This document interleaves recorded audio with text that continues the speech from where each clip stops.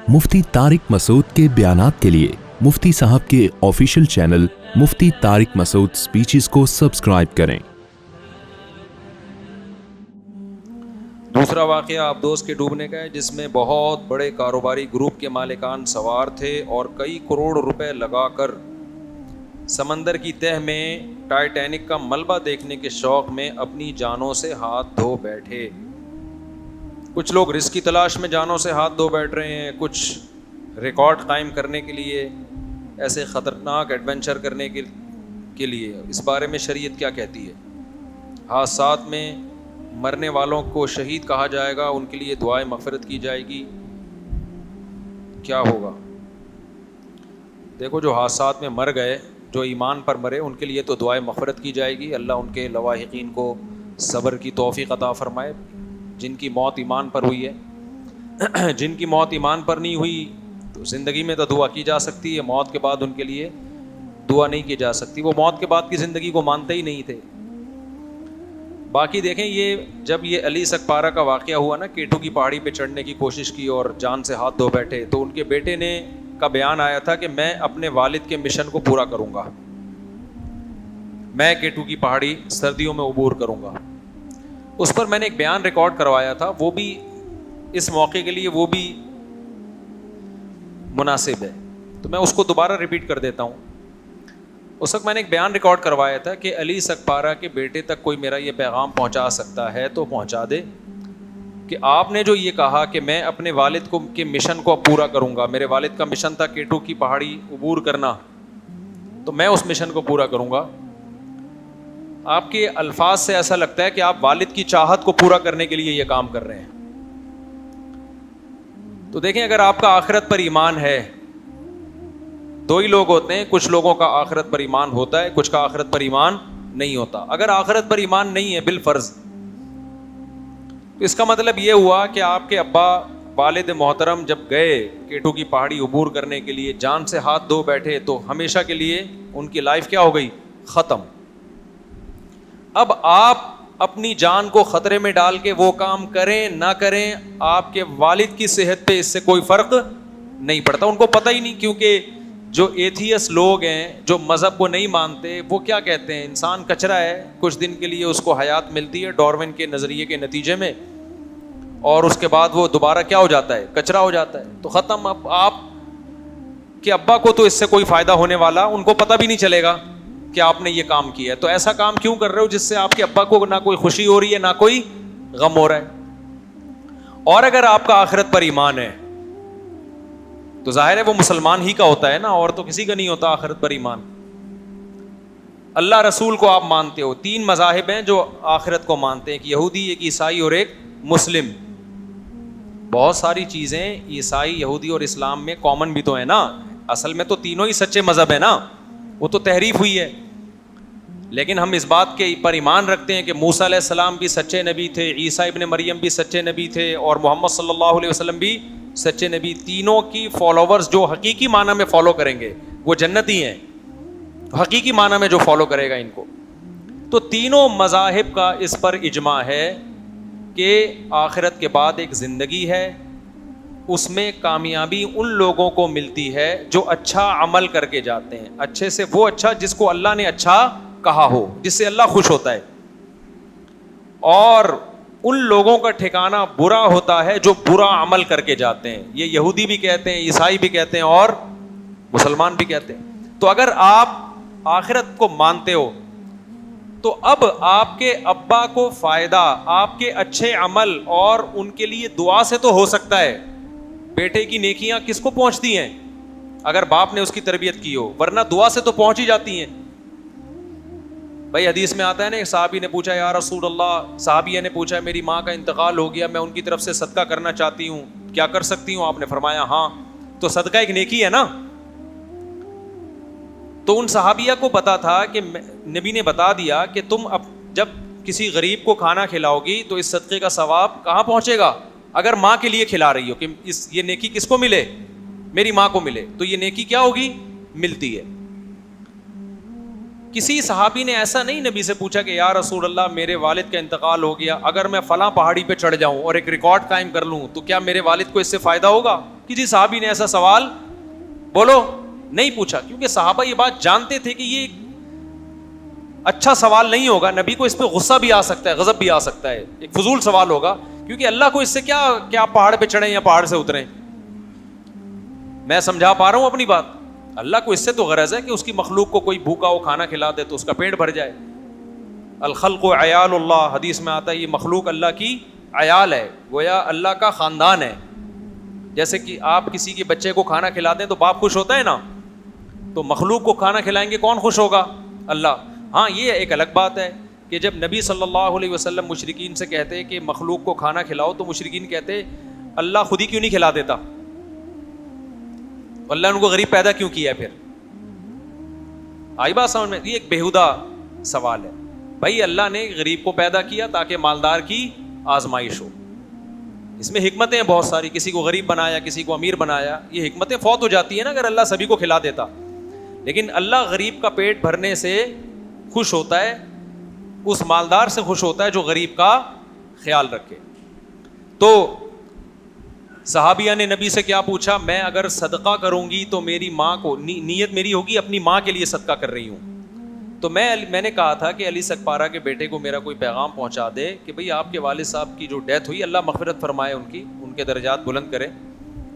تو اب آپ کے والد کو جو فائدہ ہوگا نا, اگر آپ کا آخرت پر ایمان ہے, تو فائدہ ہوگا صدقات و خیرات سے, نیکی کرنے سے, وہ کام کرنے سے جس کا خدا نے ہمیں حکم دیا ہے, وہ خیر کے کام. پہاڑ پہ چڑھنے سے کسی بھی مسلک کے عالم سے پوچھ لینا, پہاڑ پہ چڑھنا کوئی نیکی نہیں ہے جس کا ثواب پہنچایا جا سکتا ہو. سمجھ میں آ رہی بات کہ نہیں آ رہی؟ تو آخرت پر ایمان نہیں ہے تو بھی یہ کام فضول ہے, آخرت پر ایمان ہے تو بھی یہ کام کیا ہے؟ فضول ہے, اس کا کوئی فائدہ نہیں. تو یہ آپ اپنے لیے کر رہے ہو. اس کا یہ کہنا کہ ابا کے مشن کی تکمیل کروں گا, یہ جملہ غلط ہے. آپ یہ کہو کہ بھائی میں بھی ٹرائی کروں گا, اگر کامیاب ہو گیا تو عزت مل جائے گی, ورنہ موت کے منہ میں چلا جاؤں گا. تو پھر ہم اس پہ دوسرے پہلو سے غور کریں گے کہ اگر آپ یہ اپنے لیے کر رہے ہو نا, یہ نہیں کہو کہ میں ابا کے مشن کو پورا کروں گا, ابا کو اس سے کوئی فائدہ نہیں ہے, بلکہ ابا ہو سکتا ہے وہاں برزخ میں, ہو سکتا ہے کہ یقینی بات ہے وہ کہیں گے کہ کاش میں اس راستے میں موت میری نہ ہوتی. یہ میں نے اپنے آپ کو کیوں, اپنی جان کو میں نے ایک خطرے میں ڈالا. دیکھو ایک آدمی ویلی لگا رہا ہے, عزت اس کی بھی ہوتی ہے کہ نہیں ہوتی, لیکن سر بھی کھلتا ہے اس کا. جب اس کا سر کھل جاتا ہے نا ویلی لگانے والے کا, پھر وہ کہتا ہے کاش میں نے عزت کا یہ طریقہ حاصل نہ کیا, یہ اختیار نہ کیا ہوتا عزت کا میں نے یہ طریقہ. بعض ہم نے دیکھے ہیں کہ وہ پائیدان پہ بیٹھ کے بائک چلا رہے ہوتے ہیں. میں ڈیفینس گیا تھا, بچپن کی بات ہے, ہمارے دوست لے کر گئے, وہ سی وی یو پہ ریسیں ہو رہی تھی. ہمیں شوق ہے ہر جگہ گھسنے کا, اگرچہ ہم بچپن کا اتنا بھی بچپن کی مولانا بن چکا تھا میں, جائز جگہوں پہ جانے کا, ناجائز اللہ کا شکر ہے اللہ بچا کے رکھے ہم سب کو.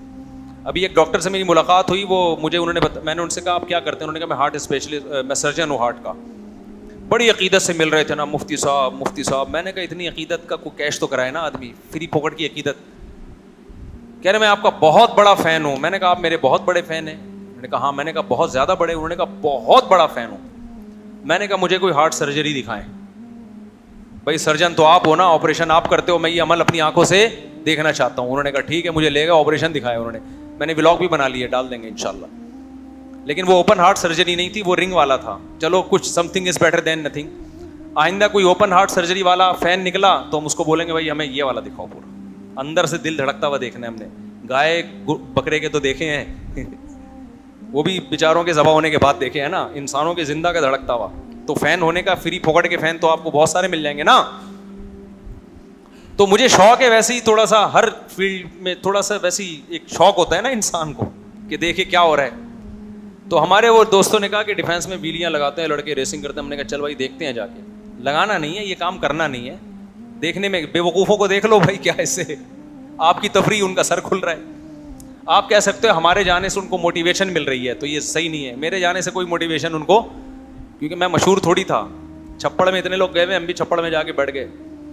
اچھا میں جب گیا نا تو وہ کچھ لڑکے لگا رہے ہیں, ویلی لگا کے نا گھما بھی رہے ہیں بائک کو بڑی خطرناک طریقے سے. کچھ ریسنگ لگا رہے ہیں, کچھ پائیدان پہ بیٹھ کے جا رہے ہیں. بیٹھنے کے لیے کمپنی نے سیٹ بنائی, وہ کہاں بیٹھے ہوئے ہیں؟ پائیدان پہ نا, بالکل ایسے بیٹھا ہوا ہے اور صرف 2 ہاتھوں میں ہینڈل اس کا, اور چلا رہے ہیں. اب وہاں یہ لڑکوں میں بحث چھڑ گئی جو میرے دوست احباب تھے. میں نے کہا یہ بے وقوف لوگوں کا کام ہے, یہ عقل مندوں کا کام نہیں ہے. اب وہ ہمارے دوست کہنے لگا بے یار یہ تو مولوی لوگ تو ایسے ہی باتیں کرو گے, یہ انجوائے کر رہے ہیں لائف کو, ویلی لگا رہے ہیں, دیکھو مزہ آ رہا ہے, ریسنگ ہو رہی ہے. میں نے کہا میرے بھائی یہ مزہ 2 منٹ میں کرکرا ہو سکتا ہے, اتنا جان سے قیمتی کوئی چیز ہے؟ بولو نا. میں نے کہا جان خطرے میں ڈال کے یہ مزے فری پھوکٹ کے آ رہے ہو پھر ٹھیک ہے, جان آپ خطرے میں ڈال کے یہ مزے لے رہے ہو تو بہت بڑی بے وقوف. عزت کمانے کا وہ طریقہ ہے جس میں آپ کی جان چلی, جان جانے کے بعد کون عزت کرے گا؟ قبر پہ آ کے کوئی سلوٹ مارے گا؟ تو بڑی اچھی ویلیاں لگایا کرتا تھا. اچھا جو ویلی لگا رہا تھا اس کے سر پہ نا سلائی کا نشان بھی تھا, جو بڑا ویلر تھا. ایک دفعہ کھل بھی چکا تھا وہ ڈھکن, دوبارہ ڈاکٹروں نے رکھا ہے اس کی کھوپڑی کا, فٹ کیا, ایلفی سے جوڑا ہے پتہ نہیں کس چیز سے, پھر بھی عبرت حاصل نہیں ہوئی. اور ویلی بھی بغیر ہیلمٹ کے نا, اس میں زیادہ شو ہے کہ ہم ڈرتے نہیں ہیں. اب کیا ہوا کہ ہم بیٹھے ہوئے, میں ان سے کہہ رہا ہوں بھائی یہ بے وقوف لوگوں کا کام ہے, بہادری کے جوہر دکھانے میدان جنگ میں دکھاؤ, جان ہتھیلی پہ رکھو, پھر قوم کی جان بچاؤ, یا اور کوئی بہادری کا کام کر لو جس میں قوم کو فائدہ ہو, اپنے آپ کو فائدہ ہو. یہ کیا ہے؟ تو ہم یہ باتیں کر ہی رہے تھے کہ وہ جو پائیدان پہ بیٹھا ہوا تھا نا وہ سلپ ہوا, گر گیا بیچارہ. گرائے, ہم قریب گئے, سب بھی گئے, ظاہر ہے ایسے موقع پہ مدد تو لازم ہے. یہ تھوڑی کہ یہ اپنی حماقت سے مرا ہے تو اب مرنے دو, یہ جائز نہیں ہے بھائی. جو اپنی حماقت سے ہو یا بغیر حماقت کے ہو, انسانی جان کی حفاظت بچانا کیا ہے؟ ضروری ہے, سب پہ ضروری ہے. ہم سب گئے دوڑے ہوئے, تو لگ رہا تھا کہ ایکسپائر ہو چکا ہے, وہ اتنی سر پہ گہری چوٹ آئی تھی. میں نے کہا اب اس کو کوئی زندہ کر کے پوچھے نا, وہ کہے گا بھائی یہ بے وقوفوں کا کام ہے, یہ عقل مندوں کا کام نہیں ہے. تو دیکھو غیر مسلم پہ یہ کام سوٹ کرتے ہیں, کیونکہ غیر مسلم کی آخرت کا اس کے دماغ میں کوئی تصور نہیں ہے, لہذا وہ زندگی داؤ پہ لگاتا ہے کہ آر یا پار. اب یہ جو ٹائٹینک کا ملبہ دیکھنے کے لیے کروڑوں روپے لگا کے گئے, 1% ان کو رسک ہوگا کہ یار اتنی گہرائی میں جانے کی ضرورت کیا ہے آپ کو.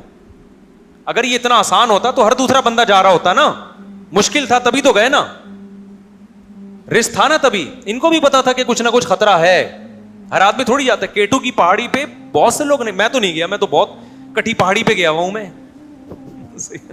جو کراچی میں کٹھی پہاڑی, کیٹو کی پہاڑی پر میں نہیں گیا, اور اگر جاؤں گا بھی تو اتنا جتنا افورڈ کر پاؤں, جب یقین ہو کہ بھائی زندہ رہنے کا پورا چانس ہے, اس سے آگے کا پھر میں رسک نہیں لوں گا کہ یار پتہ نہیں مرے میں خام خام میں یار. تو کیوں مرنے کے بعد, اگر آپ موت کے بعد کی زندگی پہ یقین ہی نہیں رکھتے تو پھر کافر کہتا ہے یار کیا فائدہ اس زندگی سے, صرف کروڑوں روپے کما رہا ہوں, کیا فائدہ. ایک رسک لے لو, آر یا پار. ادھر گئے تو مر گئے, نہیں تو بچ گئے تو کیا ہوگا, عزت ہوگی, ٹی وی میں آئیں گے, پیسہ ملے گا وغیرہ وغیرہ ہو سکتا ہے. تو کافر پہ یہ چیزیں سوٹ کرتی ہیں, آر یا پار. مسلمان کو پتا ہے کہ مجھے اللہ نے ایک دفعہ زندگی دی ہے اور یہ زندگی اللہ کی امانت ہے, اس کے بارے میں قیامت کے دن مجھ سے سوال ہوگا کہ اس زندگی کو کہاں کھپایا تم نے. اور زندگی بچانا اسلام میں فرض ہے. بہت سے مذاہب میں خودکشی حلال ہے, وہ کہتے ہیں انسان اپنی جان کا مالک ہے, جب چاہے ٹھا کر کے ختم کر دے. تو یہ مولویوں کو تکلیف کیوں ہو رہی ہے, وہ یہ کہتے ہیں مذہبی لوگوں کو تکلیف کیوں ہو رہی ہے, اسلام کیوں پابندی لگا رہا ہے. بہت سے ملکوں میں لیگل بھی ہے, یورپ کے بعض کنٹریز میں لیگل ہے. بھائی ایک بندہ نہیں زندہ رہنا چاہتا تو وہ مار دو نا. ہاں وہ یہ کہتے ہیں کہ اس طرح سے نہ پھٹو کہ چھیچڑی ویچڑی ادھر ادھر پھیل جائیں, تمہارے بدبو آئے, لوگوں کو وحشت ہو. تو انہوں نے ایک لیگل کر دیا ہے کہ بھائی آپ لائن لگائیں, آپ رجسٹریشن کروائیں, ڈیٹ ہم آپ کو دیں گے, اس وقت ہمارے یہاں فلاں کھمبا بجلی کا فری ہوگا, وولٹیج بھی اتنے آ رہے ہوں گے.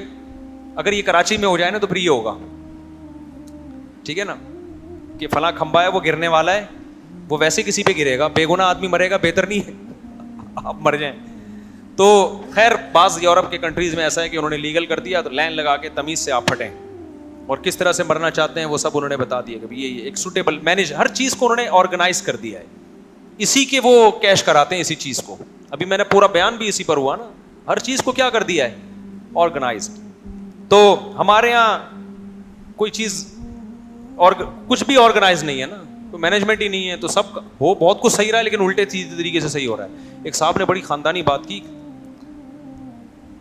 جہاز میں ایک صاحب سے میری ملاقات ہوئی, بڑے پڑھے لکھے لوگوں سے بعض دفعہ ملاقات ہوئی, انہوں نے کہا یار پاکستان میں جو غلط طریقے سے صحیح کر سکتا ہے نا وہ کر لے, کیونکہ یہاں صحیح طریقے سے بہت کچھ غلط ہو رہا ہے. نہیں یہ بات سمجھ میں, یعنی اگر رزلٹ صحیح نکل رہا ہے نا تو پہلے طریقہ غلط تو پاکستان میں کر لو, کیونکہ اگر غلط طریقے سے بہت سے لوگ صحیح نہیں کریں گے نا تو صحیح طریقے سے غلط کرنے والے اس ملک میں بہت ہیں. بڑی خاندانی بات ہے, سونے سے لکھنے کے قابل ہے. کبھی چھاؤں میں آئیں گے تو اس کا مطلب بتاؤں گا, یہاں بھی نہیں بتا سکتا. بعض چیزیں چھاؤں میں بتائی جاتی ہیں. یعنی کام غلط طریقے سے ہو رہا ہے لیکن رزلٹ کیا نکل رہا ہے, ملک اور قوم کی خیر خواہی میں, کسی فرد کی خیر خواہی میں. اور بعض دفعہ کام صحیح طریقے سے ہو رہا ہوتا ہے لیکن وہ رزلٹ اس کا کیا نکل رہا ہے, بیڑا غرق ہو رہا ہوتا ہے ملک کا. بڑی خاندانی بات کی میں نے, تو دل چاہ رہا تو گھر لے آؤں میں. جس نے کی وہ بھی بڑے عظیم آدمی ہے, ان کا نام لوں گا آپ حیران ہو جائیں گے, بولیں گے یار اچھا چھوڑو. اچھا خیر, تو اب وہ جو ٹائٹینک کی تلاش میں نکلے تو یہ ان لوگوں پہ سوٹ کرتی ہیں چیزیں جن کا آخرت پر ایمان نہیں. اصل میں تو ان پہ بھی سوٹ نہیں کرتی, ٹھیک ہے نا, لیکن میں بہت بڑا دل کر کے, کیونکہ یار جب زندگی رسک پہ ڈال دی آپ نے تو زندگی سے بڑا تحفہ دنیا میں کوئی بھی نہیں ہے. 1% بھی رسک نہ لو زندگی کا. تو جو آخرت پر ایمان لانے والے لوگ ہیں ان پر نہ K2 کی پہاڑی عبور کرنا جان رسک میں ڈال کے. ہاں جان کا خطرہ نہیں ہے, پھر آپ بڑے بڑے کام کریں بھائی, جائیں آپ. اول تو میں کہتا ہوں پھر بھی وہ کام کرو نا جس کا پبلک کو فائدہ ہو. K2 کی پہاڑی پہ چڑھنے سے کیا فائدہ ہوگا, آپ کہہ رہے ملک کا نام روشن ہو جائے گا. ملک کا نام اور بہت ساری چیزیں جن سے روشن ہو سکتا ہے.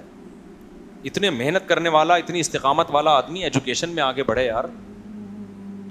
ایسے ڈاکٹر میرے علم میں ہیں پاکستانی ہیں لیکن ہمارے ملک کا نام یورپ میں جا کے انہوں نے روشن کر دیا. یہاں کے سائنٹسٹ ہیں امریکہ میں جا کے ملک کا نام روشن کر دیا. وہ آپ کہیں گے آپ کو پتہ ہے ہمیں تو نہیں پتا.